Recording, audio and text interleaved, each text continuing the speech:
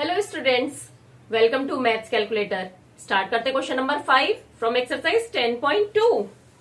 When a equal to 0, b equal to -1, find the value of given expression. अब इस पूरी exercise में सिर्फ यही है, वेरिएबल्स की वैल्यू गिवन है, हमें उसे लगानी है और वैल्यू निकालनी है एक्सप्रेशन की।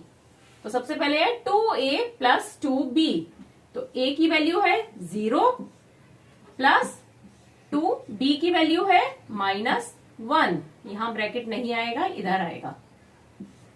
अब देखिए, किसी भी अगर हम 0 से मल्टीप्लाई करते हैं तो वो क्या हो जाता है 0। तो ये थोड़ा इजी क्वेश्चन हो गया। जहां पर भी a है मतलब उस टर्म की वैल्यू 0 हो जाएगी, क्योंकि a से मल्टीप्लाई हो रहा है, a फैक्टर है उस टर्म का और a है 0। तो जहां भी a आया उस टर्म की वैल्यू 0। तो आपको बाकी के टर्म्स की वैल्यू ही फाइंड आउट करनी है। अब 2 1 2 और माइनस का, तो माइनस का 2, अब प्लस माइनस माइनस, तो माइनस का 2 इसका आंसर है।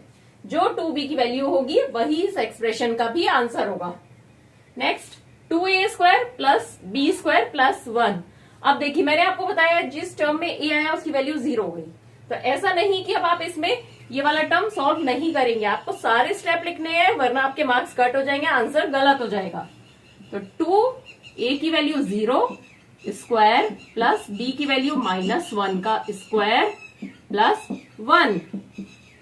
2 0 0, 0 का स्क्वायर 0 और 2 से मल्टीप्लाई किया 0, पूरे टर्म की value 0।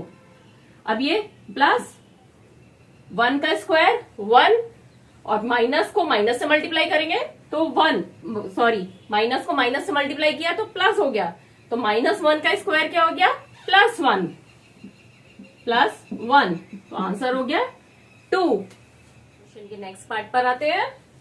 2a² plus 2ab² plus ab। अब ऐसे देखने में लग रहा है सब में a आया है तो सबकी वैल्यू 0 हो जाएगी, बट हमें एक बार सबकी वैल्यू तो दिखानी पड़ेगी ना रख के। 2a की वैल्यू 0 का स्क्वायर, b की वैल्यू -1 प्लस 2a की वैल्यू 0, b की वैल्यू -1 का स्क्वायर प्लस 0 और b की वैल्यू -1। इस तरह से आपको एग्जाम में जरूर दिखाना है। अगर आपने डायरेक्टली 0 लिख दिया तो आंसर गलत हो जाएगा, क्योंकि आपने दिखाया नहीं किस तरह से 0 आया है, शो नहीं करा। अब यहाँ 0 से मल्टीप्लीकेशन हो रहा है तो ये हो गई 0 प्लस 2 0 0 और 0 -1 0। तो आंसर हो गया 0। बट ये स्टेप दिखाने बहुत जरूरी है। नेक्स्ट है a² प्लस ab प्लस 2। तो a की वैल्यू 0 का स्क्वायर प्लस ab, तो 0 और b की वैल्यू -1 प्लस 2।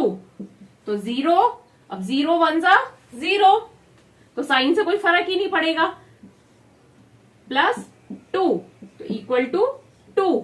मतलब यहां पे हम ऐसे नहीं लिखेंगे -0 कि 0 को 1 से मल्टीप्लाई कर रहे हैं तो 0 होगा और साइन माइनस का है तो माइनस नहीं लिखेंगे। 0 हमेशा 0 ही होगा, प्लस माइनस कुछ नहीं लिखेंगे हम उसके आगे। और ये वाला प्लस है तो ये प्लस ही रहेगा।